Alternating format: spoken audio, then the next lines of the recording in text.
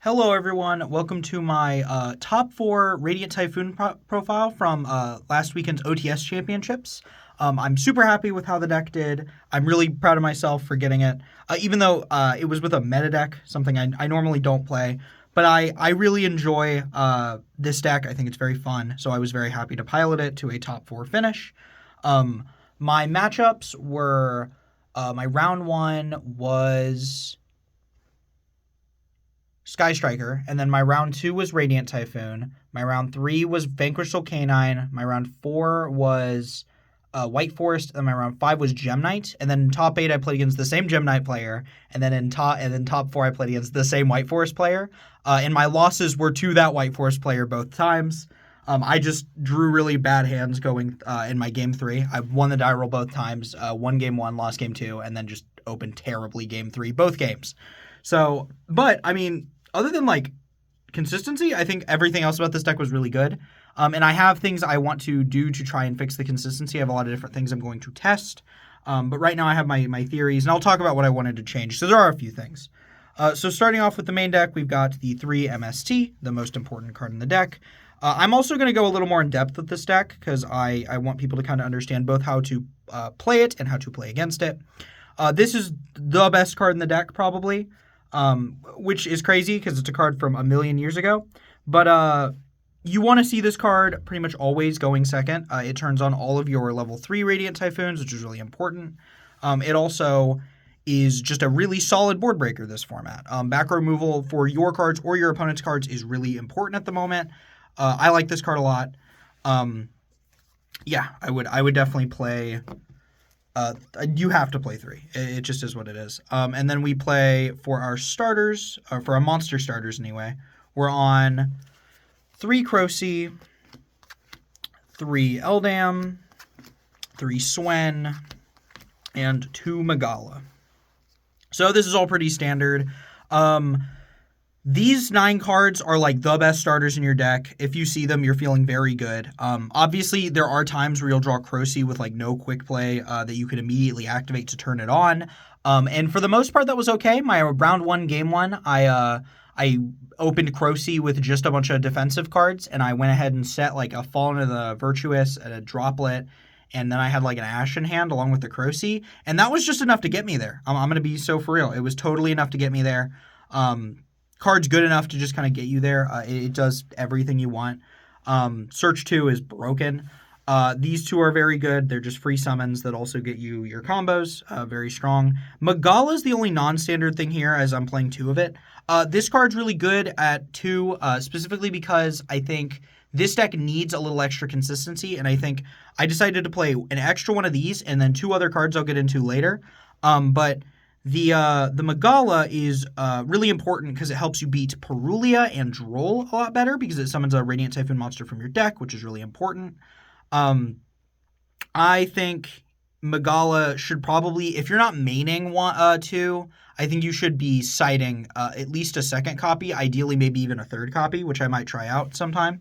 I'm not on any more copies of Magala in the side, but I could be. I could see the vision for sure.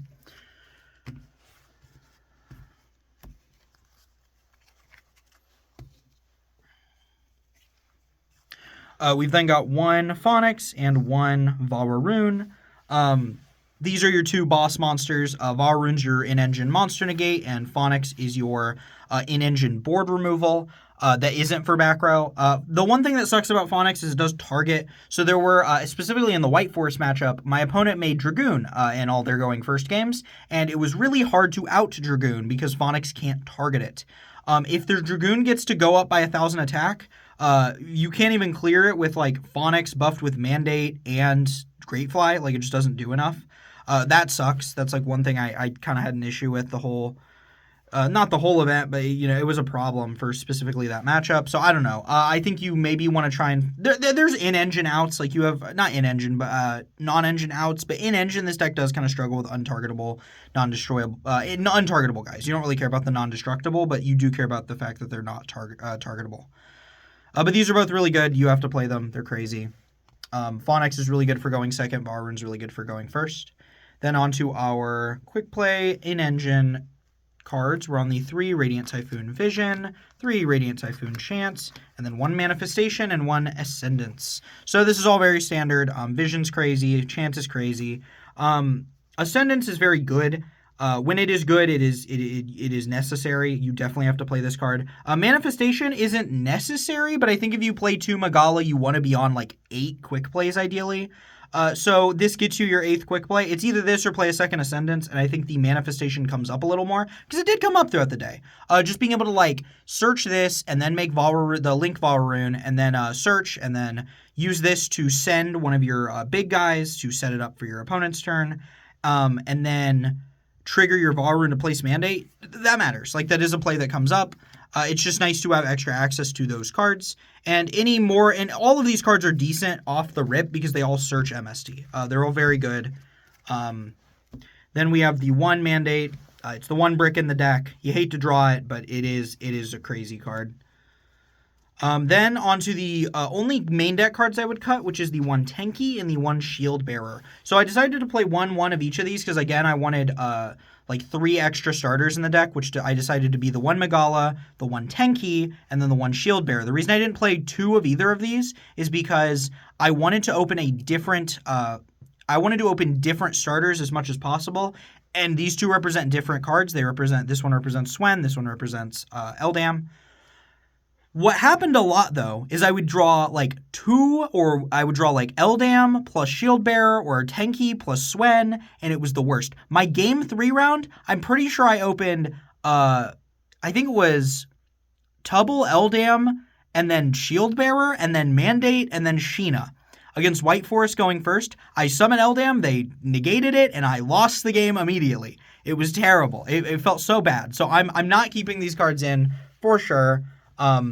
They're fine, but like they also lose really bad to draw. They're just not great. The cards I would replace them with in the future would actually be Upstart Goblins. The concept here is that Upstart Goblin allows you to basically play a 38 card deck or a 37 card deck if you play 3 of it. But I don't want to cut. There's just nothing in the main deck I think is cuttable. So we're playing 2 of it. This card, putting you to 38 cards in your main deck, changes the math on your chances to open a starter to where I believe it gets you to 92% if you combine that with like Vision as well. Between those 2 different draw spells, you should be seeing a starter in every hand. This just guarantees you'll see it more. The other card I could play is Pot of Extravagance. My issue with Pot of Extravagance is that 1, you have to build your extra deck around it, which I don't like. I like having the freedom to play what I want in my extra deck. And then the bigger thing for me is you can't draw after using it. So if you don't open Vision, because if you open Vision, you can just Vision and draw phase, and then it doesn't matter. But if you don't open Vision, you don't get the Vision draw 2, and you don't get the Mandate draw 1. So you're losing out on 3 draws for the 2 draws you get off Extrav, which when you need to get a starter is worth it. I was going to just play Extrav in this slot, but I realized, I could just play Upstart, which still lets me draw, and gives me a lot more freedom as to what I'm going to use this for. So I think I like Upstart at the moment. I might switch to Extrav in the future. We'll see. But this is right now what I'm trying. I haven't played like a locals with it yet or anything, though. So we'll see if it sticks. And then after that, we've got our hand traps, which is just 3 Sheena, the twin Tempest of Celestial Thunder, and 3 Ash Blossom and Joyous Spring. These are, I think, the only ones you need. I know other people like to play Fualos in this deck. I really don't like it because Fualos is a dead draw off of Vision and Mandate, which are cards you are probably going to be using in all of your turn 1s, which means drawing into dead Fuas feels really, really bad. But also, drawing into Fua off of, like, Vision in going second, if you already have cards on board, which does happen if you go, like, Swen, get Vision, or like Crocy get Vision, and then you draw into Fua off of that. Fua is also a dead card going second in that scenario, so I don't really like it going second either. I really want to be drawing cards that are live, and these 2 cards are phenomenal. Sheena is genuinely probably the best card in the deck. This card did so much for me all day. You summon this and then bounce all your opponent's monsters back. Sometimes you use the back row effect if your opponent has a ton of back row, but you're normally using the monster bounce effect, and clearing the board with this is just so good.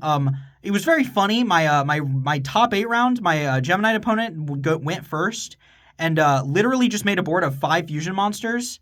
And then they hollow cored one of my cards, and I went chain Sheena and bounced all 5 of their fusion monsters back to hand. It was hilarious. It was very, very funny.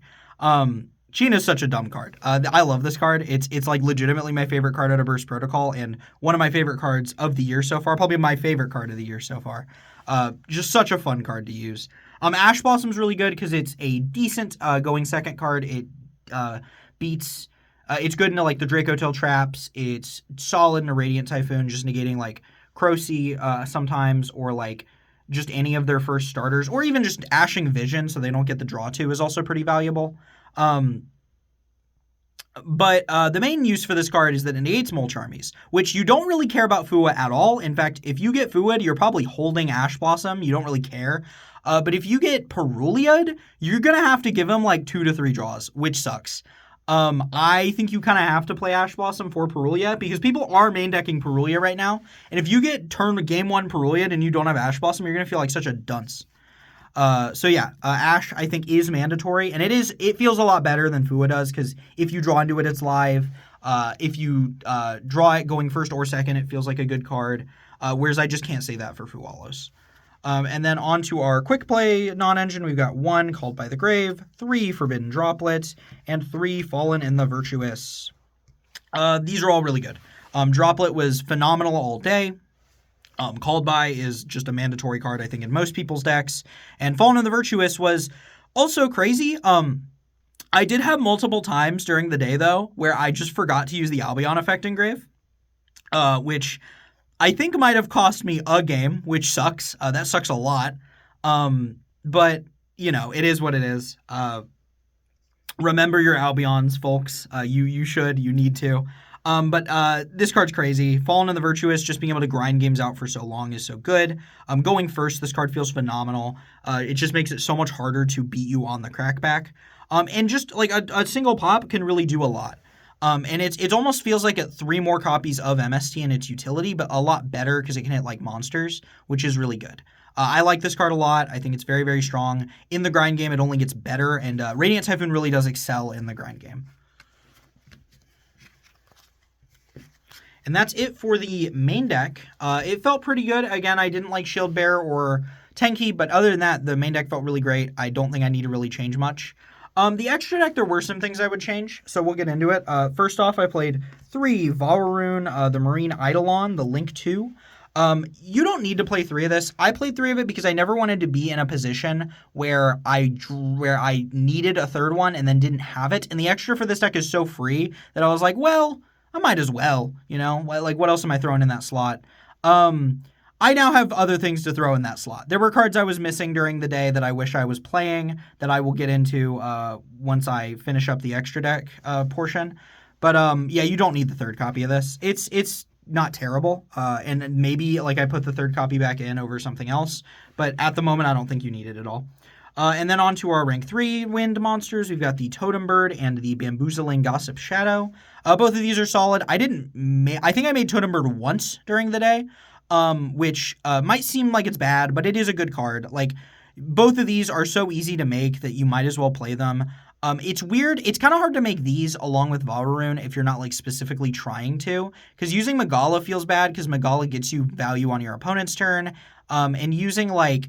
So really what you're doing is you're using like a Crocy and a level 3 to make Vararoon, the Link monster, and then you're using Ascendance to bring back one of your level 3s and then use them to make one of these cards. That's typically the scenario you'll actually be making one of these cards. The other scenario is you use your normal summon on like an extra copy of Eldam or Swen, and then you use them to make these. So that is the scenario. It doesn't come up a ton, but when it does, it's very, very good to have those cards. Then on to our Wind Link monsters. We got 1 Horace Felger, 1 Wind the Wind Charmer Verdant, and 1 Great Fly. Horace Felger came up once, and I didn't realize it was only monsters, so it didn't really do what I needed it to, but it is a solid card. I would probably still play it. Wind came up never, shockingly. I just didn't need it against a Radiant Typhoon opponent. I beat them in like 12 minutes, and I don't think it was very, very close. Wind just kind of like Wind just didn't really do much. It is good though. It's a card that is really good in the mirror, and it's really good as well for searching out copies of Sheena or other cards you need. Because it can search any 1500 less defense wind, and when it's destroyed, and Sheena just how happens to have 1500 defense. So it is a searchable card off of that. Great Fly came up multiple times during the day.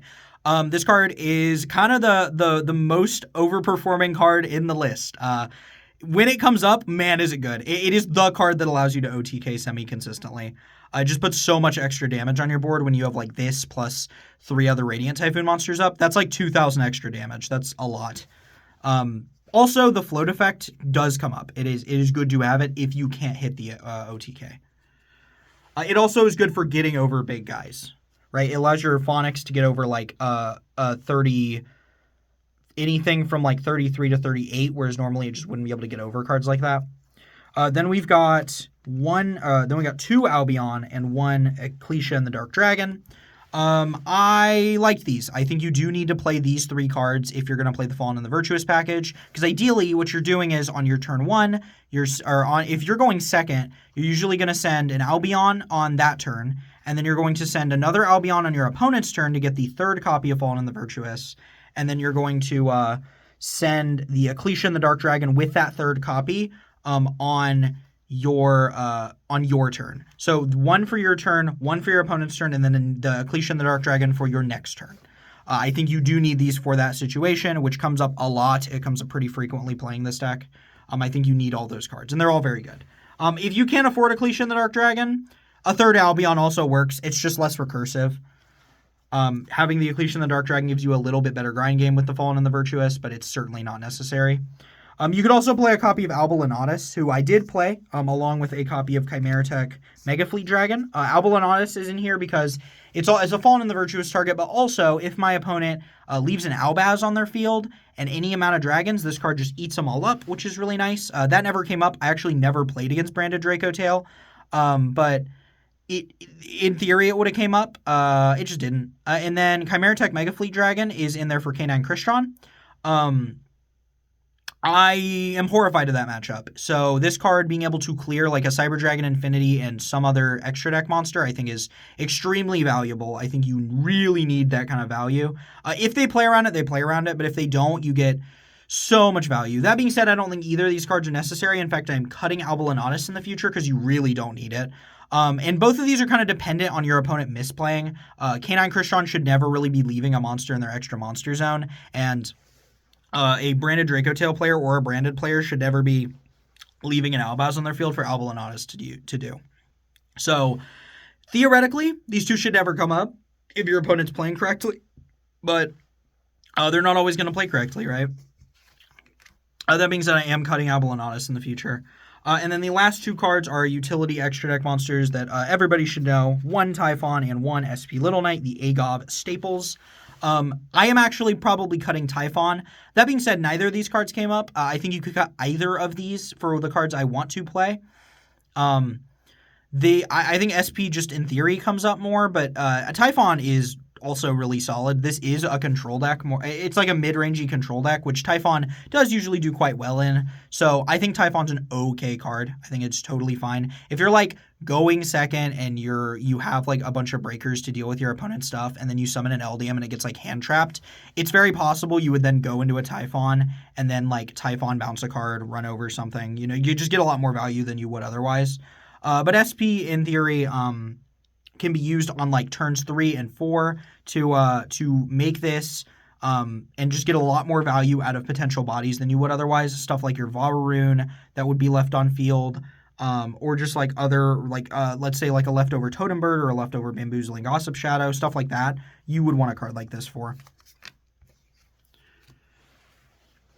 The cards I would replace those extra deck monsters with would be 1 Zeus, 1 Fortune Tune, and 1 Phantom Fortress Enter Blathnir. So I'll talk about these 2 first because they're the ones that I think are the most important.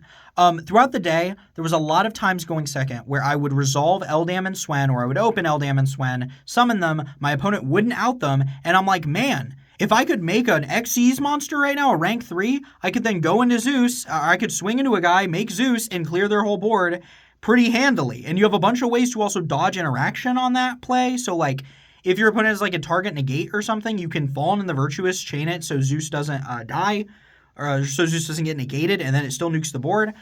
It's crazy, right? And you can make these pretty easily before you get locked into wins. So I feel like I should have been playing these 100%. It felt like the biggest mistake all day to not be playing these cards. There were multiple games where I wish I had them going second.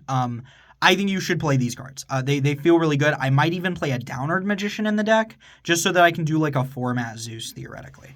And then lastly is Enter Blathnir, which is a card you can make with like Sheena or either of you two big guy rank level 9 wins. This card's really good. It's a non-targeting banish. Either it banishes a card from your opponent's hand, a card your opponent controls, a card from their grave, or a card from their deck, which the deck one doesn't matter. The grave one can matter, but isn't super big deal. The field one is crazy. It is the card that allows you to beat stuff that can't be targeted. I should have been playing this card 100% for that situation. The Dragoon might not have been as bad if I had had this card. But also, banish a card from their hand is really good going first. If you do end up using a turn 1 Sheena because your opponent tries to Veiler or Mourner you, it's pretty easy to get into this card, and then you just get to hand rip them for 1, which is pretty good. So I like all these 3 a lot. I definitely should have been playing them. Felt like a big mistake to not be. And then for the side deck, which I felt mostly good about, except for 3 cards that I'll get into. We are on 3 Molcharmi Fuelos and 3 Perulia in the side. These are all crazy. I mean, it felt so good to be siding these cards. Not having to open them in games 1 when I went first felt great. And then being able to just side in like 6 Molcharmies against combo decks going second was incredible. I saw Molcharmies a lot because I had so many of them I could bring in post side. This deck also just sees a lot of cards, so felt pretty good. I like these cards a lot. Very, very strong. You should probably be playing them somewhere in your list, no matter what deck you're playing, to be honest. Then we're on 2 Droll and 1 Shifter for our Floodgate hand traps. Woo! We love these. Yeah! No, I both these cards need banned so bad. Droll's really good in the matchups, so it's really good. I wish I had seen it against White Forest. I don't think I ever did, which is tragic. Shifter, also really good. Also didn't see it against White Forest. Really tragic. This card is... This card you don't mind as much when you go second because you don't need to like put a bunch of spells in your grave for grind game purposes. You can just use a bunch of stuff and it'll be fine. As long as you can crack their board and put up some kind of defense afterwards, you're probably going to win the game. And then Droll is crazy. I mean, Droll is kind of the same thing, to be honest, just for different types of cards, and it's less detrimental to you, which is nice. It's also a wind, so like you could normal it and do Sheena stuff, which is kind of cute. And then we also on 3 copies of a Lava Golem as our last going second card. Lava Golem is really important for decks that want to go wide. This is really good for just any amount of combo decks. Also really important for Lunalight, which this deck can out a Liger Dancer by using a Phonix buffed by Mandate and Greatfly, but it would really like to have a Lava Golem to help, especially because that only outs 1 Liger Dancer. If they make 2, you don't beat that, so it's really nice to have Lava Golem to help with stuff like that.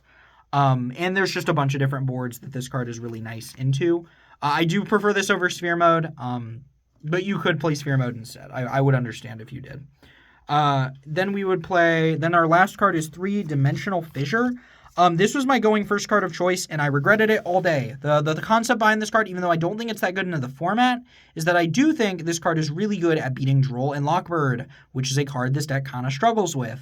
That being said, man, it was not worth it. I barely played against decks where this card mattered, and every time I sided it in to beat Droll specifically, I was like, man, they don't have Droll, and this card now feels really bad because it turns off a bunch of my non-engine. This card was the biggest mistake in my list all day.